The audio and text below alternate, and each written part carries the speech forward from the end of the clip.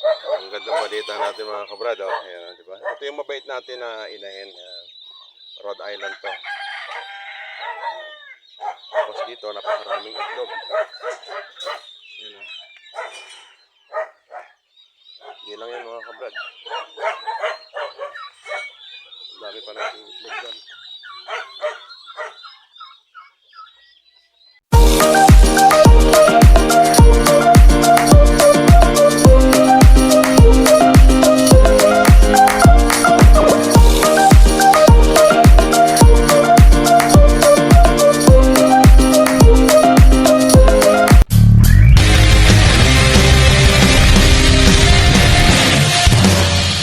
Ayan mga kabrad, isang napakaganda at masaya na hapon tayo ngayon dahil may maganda balita tayo ngayong araw na to. Natapos na rin ang poso ng nila Boss George. At ngayon din, siyempre, dahil natapos na, hindi na tayo nag-aalala dito sa ating mga alaga dahil siyempre kailangan nila ng tubig minuminuto. Kaya ngayon, nakakapaglinis na si Joel ng kulungan, nakakapagpaligo na ng baboy. Ayan niya, ayan, at may tubig na. Tapos yung ating mga drinker, siyempre, meron na rin yung tubig. At yung kamukha natin, mga inahin natin, ito, kamukha natin yung inahin na yan. No?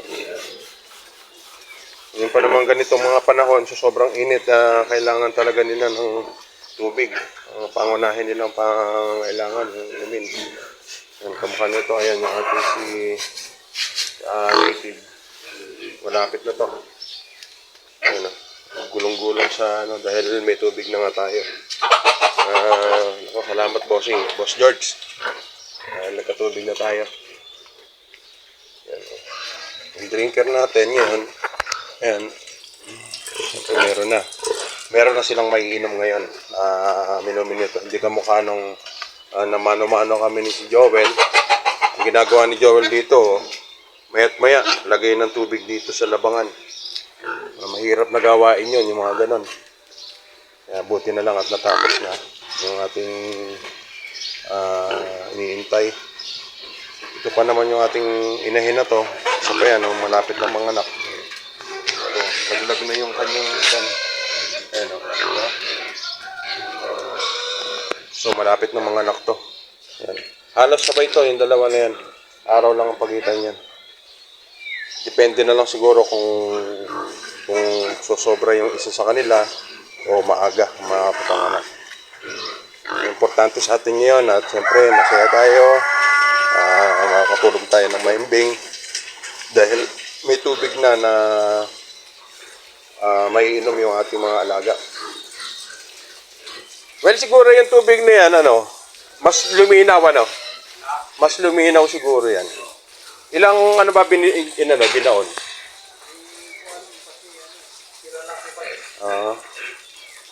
Pero well, yung na yan, pwede natin isang pa kaya dito yon, yung drum.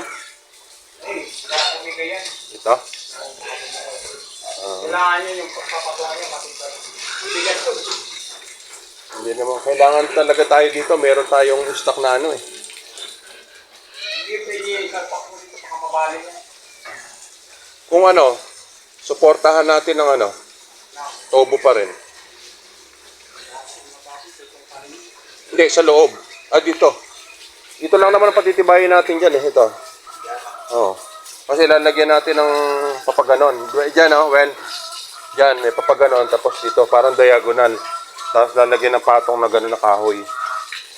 Ang kailangan lang, matibay lang itong pinakagitna. Kaya mag-ano tayo ng bakal na pwede nating i-ano dyan. Si Moel, talagang nilalaro nila yung tubig. Nilalaro nila yung tubig. Uho na uho sila sa tubig. Sa yun, yung mga inahin. Oh. Ano ba sabi raw dito ni Ann, dito sa ating native? Hindi pa kayo nagkakausap. Yun nga yung huli. Oh. Sabi raw, ano daw?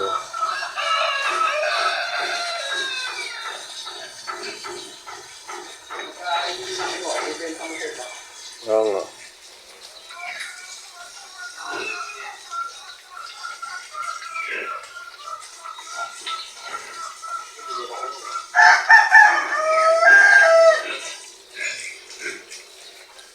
Okay. Gandang ano dahil kahit pa paano mapapanatag na ang loob namin ni Joel yan dahil yung Joel kasi napapansin ko rin na hirap dahil sipin nyo pupunuin niya yung drum tapos pag napuno na pag nangailangan ng tubig dito yung ating mga alaga mano-mano niyan dinadala rito yan para lang may mainom kaya mabihirap. Isa sa pinaka-importante talaga sa mga alaga natin sa mga baboy yun yan yung source ng tubig at kung saan natin dapat ipwesto yung istaka natin ng tubig. Kaya dito, posible kami ni Joel, dito maglalagay kami ng drum. Kung sakaling halimbawa mawalan ng tubig, may ista kami rito, tapos meron tayo ditong dito natin isususo yan. Diyan natin itatap. Para kung mawalan ng tubig, wala ng kuryente, kasi deep well. Pag nawalan ng kuryente, matik yun, walang tubig yung ating mga alaga. Kaya yan ang isa sa namin ni Joel. Okay.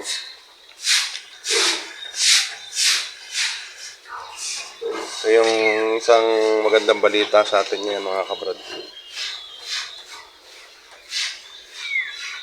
Ang una, siyempre,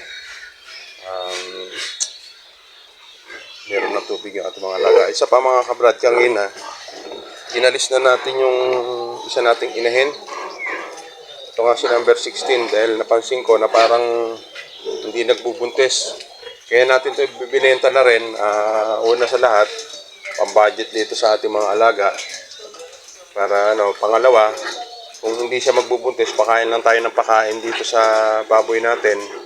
Doon lang malaking kalugi, madadagdag ang kalugihan natin pag ganun lang na hindi siya nagbuntis. Kaya minabuti na natin na i-dispatch na. At yun nga, nagbayad tayo ng feeds kanina, inabot ng 8,000. Mahigit. O ngayon, yung pinagbentahan, ibinayad lang natin doon. Tapos yung sobra, binigyan natin si Joel ng 1,000 para sa pang merienda niya. So okay, ayan, kahit paano na meron na naman tayong panduktong mga kabrad. Ito naman kasi itong mga inahin natin, ito mga buntis na yan, lahat yan. Kaya yun ang isa kong inaalala pagka wala tayong tubig or yung tubig natin limitado. Kasi kung wala tayong tap doon sa may kay bossing doon, hindi gumagana yung deep well nila. Kung magmamano-mano tayo, may limit yung kanilang inumin. Limitado. So ngayon, meron na tayong tubig, kaya sila, yung unlimited yung tubig nila sa inumin, sa drinker nila. Ano nga nito. Dati kasi wala eh. Ginawa namin na paraan ni Joel doon na hindi pa rin umaakyat. Pero ngayon, ayan, kahit pa paano, ayan na. Nag-i-stack na ng tubig. Kasi ang mga baboy, mga kabrad, mayat maya ang inom niyan, lalo na kung dry feeding. Mayat maya yan ang inom nila.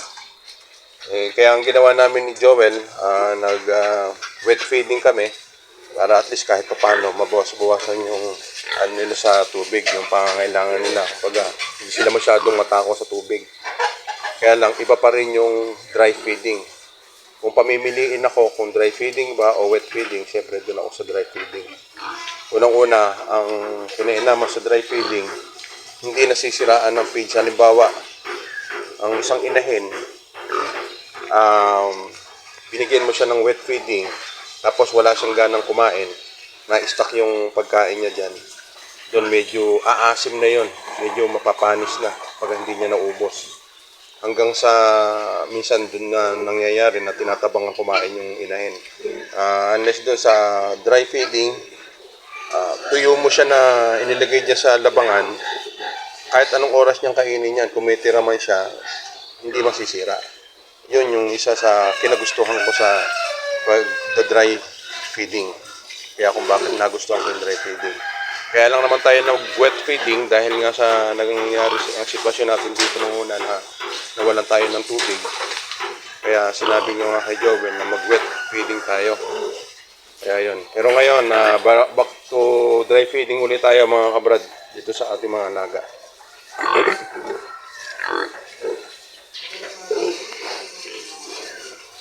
Okay mga kabrad, medyo panatag na tayo ngayon dahil meron ng tubig yung ating mga alaga. So, paano, hindi na tayo masyado mag-iisip kasi nung una mga kabrad dito lang natin palipat-lipat yung ginawa namin sa drum ni Joel. So ayan, hanggang sinilagay na lang ni Joel dyan yung drum kahit sa dadaanan para lang yung tumaas yung tubig para dumaloy dun sa inahin. Pero hindi pa rin talaga kaya dahil unang-una walang pressure. O kaya ngayon, panatag na tayo dahil may tubig na. At ito rin ating mga alaga dito. Ayan, kahit paano naman malulusog. At pare-parehas, pantay-pantay yung ano natin. So ito, mga buntis na itong ating ano na yan. Thank you Lord.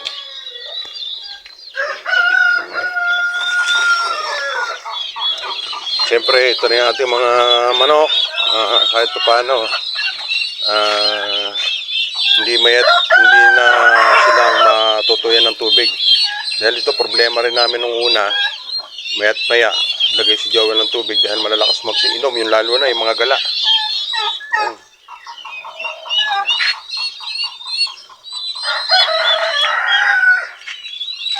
Ngayon, pinalitan na natin mga kabrad yung ating kachaw dito. Pinalitan natin tong isang Rhode Island.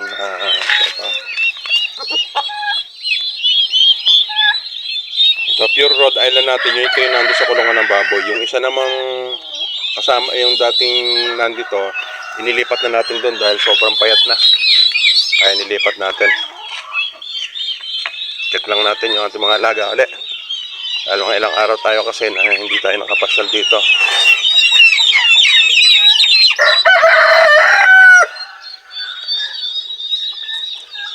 Yung iba na ito mga kabrad, ito well yung pinawalan mo yung iba, no?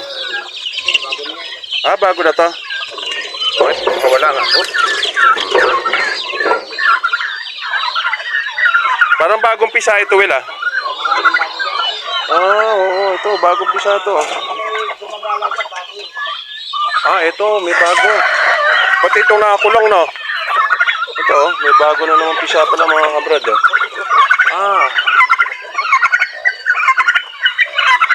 Ayun pa mga kabrad, Ayan, ang dami, Ayan, bagong pisa na naman,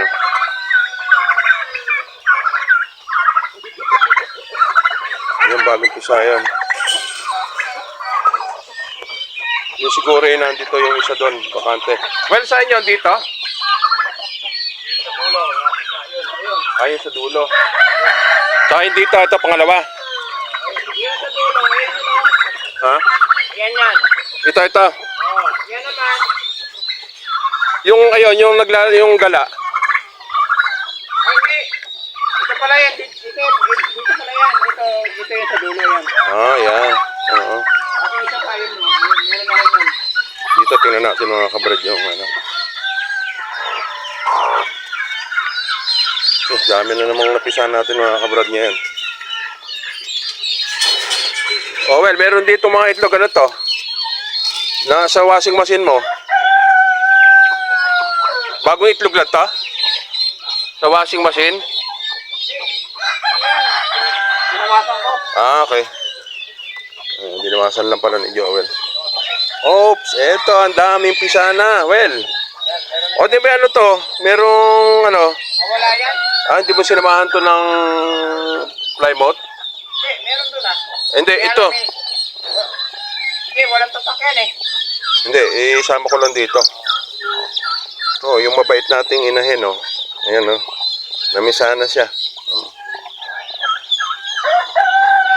Well, magbawas ka rin doon. Dami, Daming itlog,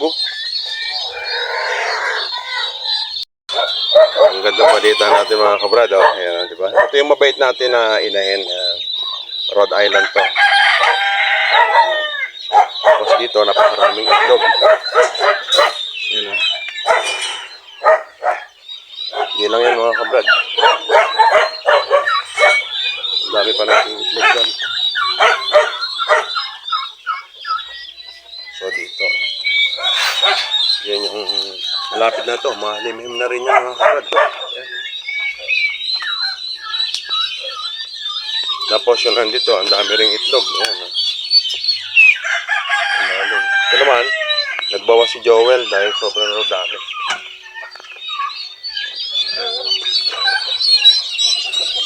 So marami na tayo napisana naman mga kabrad yan na sisiw. Ito pa lang, yan. Galing ito, ayun doon. Sa ano, dyan sa dulo. Yan. Tapos meron pa tayo dito na mamili siya. Ito mga kabrad ha. Yung mga pula na yan mga kabrad, yan yung mga dugo, ang mga bloodline ng Rhode Island. So ito na naman, meron na naman. Oo. Meron na naman tayo dito mga kabrad ha. Ha? Sabi, kami sana naman. Ito, susunod na ito. Oh, meron na rin nakadungaw. Ayos ah. Sunod-sunod mga kabrad, yung mga napisana ngayong ano na ito, araw. Oh. Pero pa kahapon, saan karaan pa. Ayan. Kadungaw na. Oh. Nakakatuwa lang. Ayan. Dito naman, umalis lang yung inahin. Yung sa dulo na yun, yun yung merong napisa. Ito, hindi pa ito. Bago pa lang yan. Pero ito ngayon, may napisa na uli. Dahil meron ngayong araw na ito, tatlo. Tatlo yung pinipisahan niya yung mga itlog niya. Tatlong inahin. Nakakatuwa niya.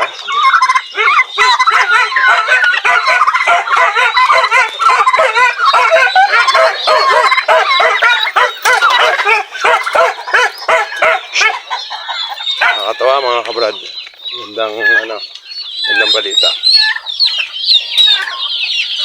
So madadagdagan na naman to yung ating mga alaga mga kabrad.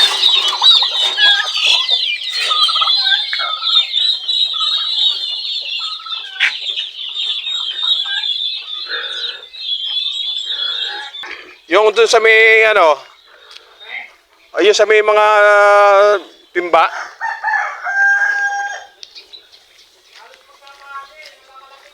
Oo, ando may pisahan eh. Merong 3 sisiw na nakadungaw, yung isa naman 2.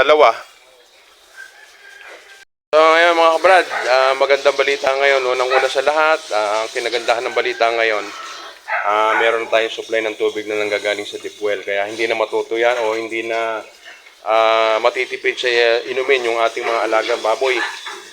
Pangalawa, ang nakakatuwa ngayon, marami tayong napisang sisiw ngayon. Bali, ngayong araw lang na to, meron 3 tayo yung pinipisa niya. Marami na yung napisa. At tapos, nung nakahapon yata, nung makalawa, meron 2 napisa. Binukod na ni Joel. Kaya ngayong linggo lang neto, meron tayong 5 inahin na namisa ng ano. Ang daming sisiw mga kabrad. Kaya magandang balita. Sana nga patuloy pa na dumating yung ganito nga pagkakataon na marami tayong napipisang mga sisiw para nun patuloy na dumarami yung ating mga manok. At yung may plano nga kami by sa susunod na taon, siguro pagka malalaki na yung mga manok, marami na tayong bentahin. Kaya mga brad, maraming salamat sa atin lahat sa patuloy na sumusubaybay at sa patuloy na nagla-like sa aking YouTube channel. Maraming salamat sa inyo lahat. Salamat din sa Panginoon unang-una, siyempre, dahil sa magandang balita na dumarating sa atin ngayon. Siyempre, hindi naman araw-araw puro ganon. Hindi naman maganda. Siyempre, may mga hindi rin maganda. Pero siyempre, ganon talaga pagsubok. Minsan, pag dumating sa iyo pagsubok, may solusyon. At yung kapalit ko na susunod doon, magandang balita na. Kaya mga kabrad, muli, maraming salamat. God bless po sa atin lahat.